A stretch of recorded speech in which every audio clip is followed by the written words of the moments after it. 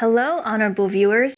Welcome to the final episode of our four-part series entitled A History of Veganism, Part 4 of 4, Advent of the Vegan Movement. I am Ting Ting from majestic China.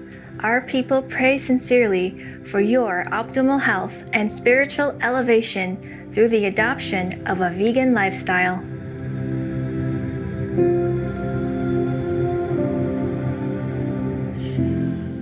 In previous episodes, we learned that the cornerstone of major spiritual faiths and philosophies of the world is benevolence toward all beings, including our animal co-inhabitants.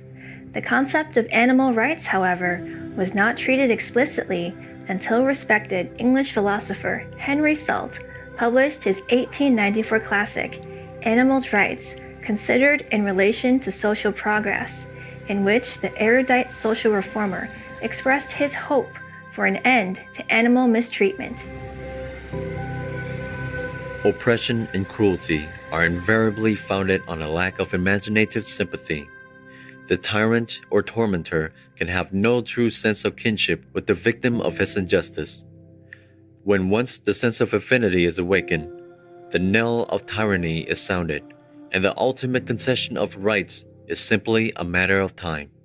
Henry Stephen Salt, vegetarian.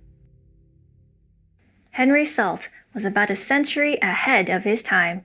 The issue of animal rights only received widespread media attention in 1975 when eminent moral philosopher Peter Singer's book, Animal Liberation, sold over 500,000 copies, alerting the public to the abominable conditions on factory farms.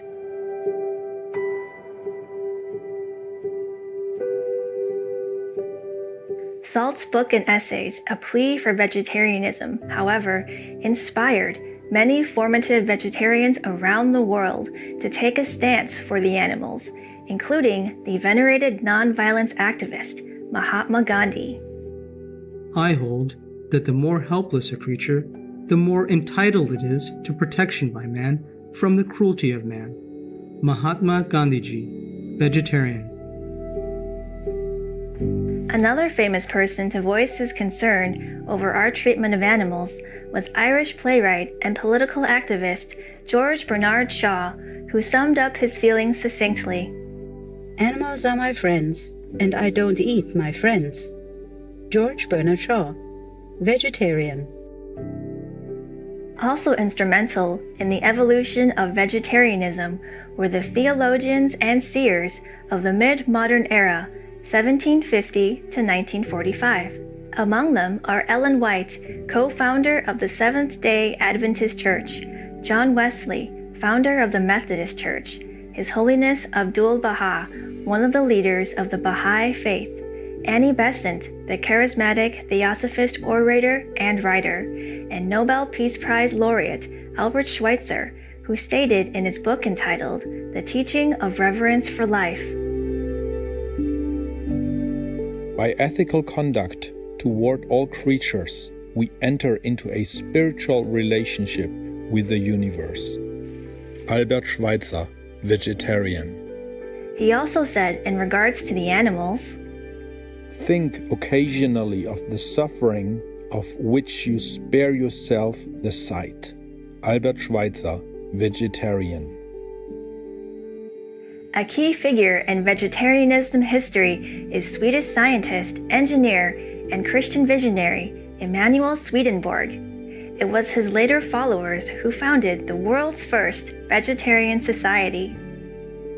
Swedenborg taught that God is manifest in all things and that humans can free themselves from materialistic boundaries by uniting with the divine through transcendental love and wisdom attained by spiritual practice. He decried meat eating as the symbol of humankind's fall from divine grace in his major theological work, Secrets of Heaven. Regarded in itself, eating meat is a profane custom, since people of the very earliest times never ate the flesh of any animal. Emanuel Swedenborg, vegetarian. In the late 1700s, Swedenborg societies began to form in England. One of the most prominent proponents was Reverend William Cowherd. in 1809, he began preaching strict abstinence from meat and alcohol and established the Bible Christian Church.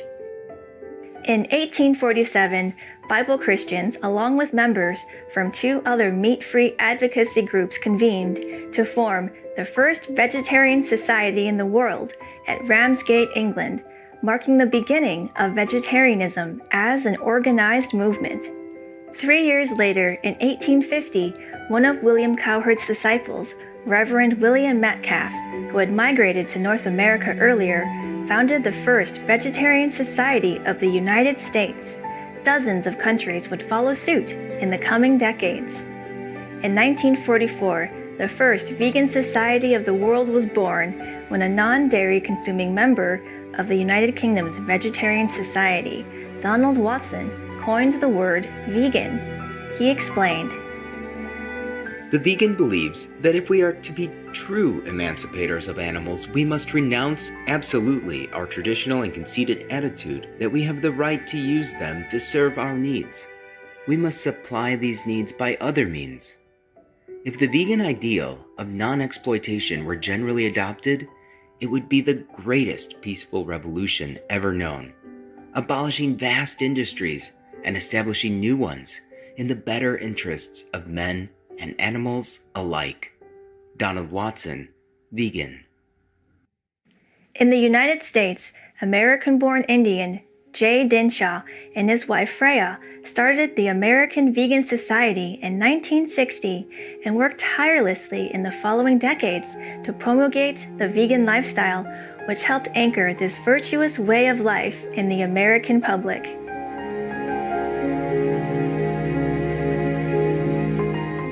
Endearing viewers, we will be right back after some heartening messages. Please stay tuned to Supreme Master Television.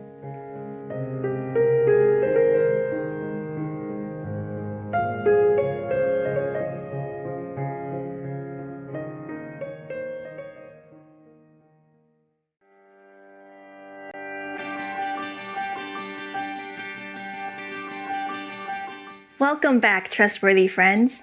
In 1995, the UK Vegetarian Society produced the acclaimed short documentary Devour the Earth, narrated by vegetarian iconic singer-songwriter Sir Paul McCartney. In more recent times, dozens of impactful documentaries have been released, bringing widespread awareness to the heartlessness and destructiveness of animal industries, such as Forks Over Knives, Cowspiracy, What the Health, Earthlings, and Dominion. With regards to literature about veganism, John Robbins' 1987 book, Diet for a New America, was a powerful and highly popular book that specifically promoted veganism, selling over 1 million copies. Its significance is perhaps only matched by renowned biochemist Dr. T. Cullen Campbell's 2005 The China Study. Every major movement tends to have a watershed event, and for veganism, it came at the turn of the millennium when the dietitian associations of 3 advanced nations, the United States, Canada, and the United Kingdom, successfully affirmed that well-planned vegan diets are healthful, nutritionally adequate, safe for all stages of life, including pregnancy, and provide health benefits in the prevention and treatment of certain diseases.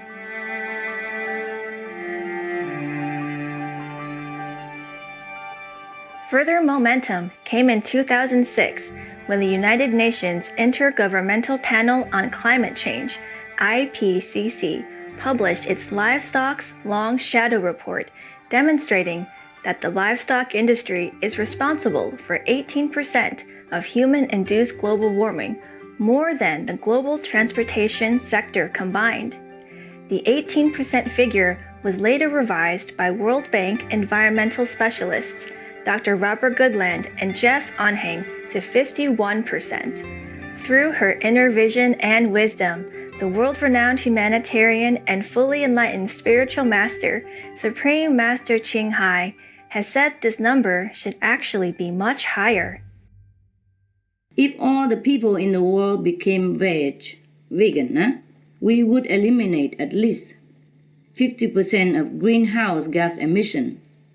But I know it's more than that. Karmically speaking as well, for my calculation, for my inside knowledge, and also scientifically speaking, 80% of global warming will be stopped if we stopped the animal industry. In a 2010 report, the United Nations Environment Program, UNEP, acknowledged that a substantial reduction of environmental impacts would only be possible with a substantial worldwide diet change away from animal products. More recently, the UNEP identified animal industries as the world's most urgent problem that we need to address. Our use of animals as a food production technology has brought us to the verge of catastrophe, United Nations Environment Program. Today, India is home to the largest vegetarian population of the world, where Hindus and Jains have successfully maintained a vegetarian diet, generation after generation, for thousands of years. Roughly 38% of the country, or 500 million people, are vegetarian. As for vegans, the country with the highest concentration of vegans is Israel, with 5% of its 9 million population being vegan as of 2017. Since the 1970s, vegetarianism and veganism have grown steadily around the world, and many countries are now reaching the critical 10 to 14% of their population embracing this noble way of life. In addition, the trusted publication The Economist wrote, 2019 will be the year veganism goes mainstream, The Economist. So, what does the future hold? Dr. Andy Mars, who has studied the history of veganism extensively, believes the future is bright for the animals. It is wrong for people to use and abuse animals in any way, shape, or form. We don't need to. We saw the definitions of veganism where it began. We saw the consciousness before then. We've seen the growth and the exponential growth since then. We're ready for a vegan world. That's where we're going. It's already becoming more and more understandable, more and more acceptable, more and more common. It will be the norm.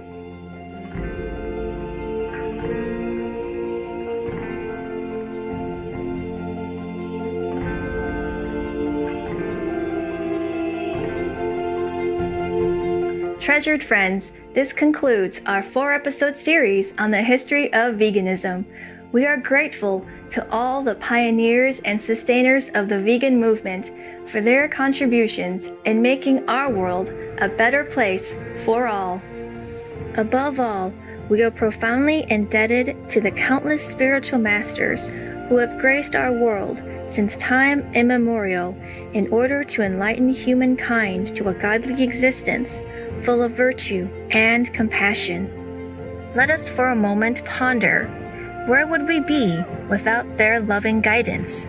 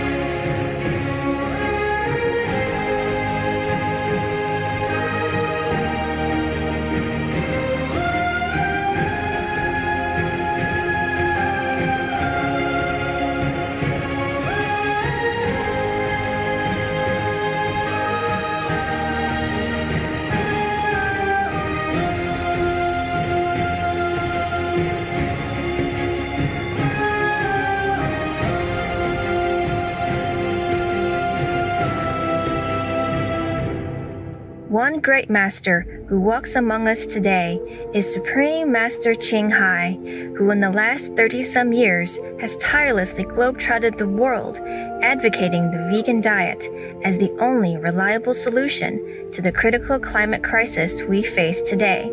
She has also selflessly contributed to the world innumerable spiritual merit points gained through her intensive communion with heaven in order to save our planet and uplift us as a whole. I have given up zillions of spiritual merit points for the world to become better and the people to change from inside and for world vegan, world peace. Still more I need to offer for this vision to come true. But it might come true. I have been intensifying my meditation effort. Wow. Still continue. Wow. Supreme Master Ching Hai is deeply grateful to the beloved God for all the financial help, comfort, and support to the afflicted and needy, and or any good cause over the years, as a humble vessel for His compassion and love toward His precious children. Positive viewers, thank you for your soothing company today.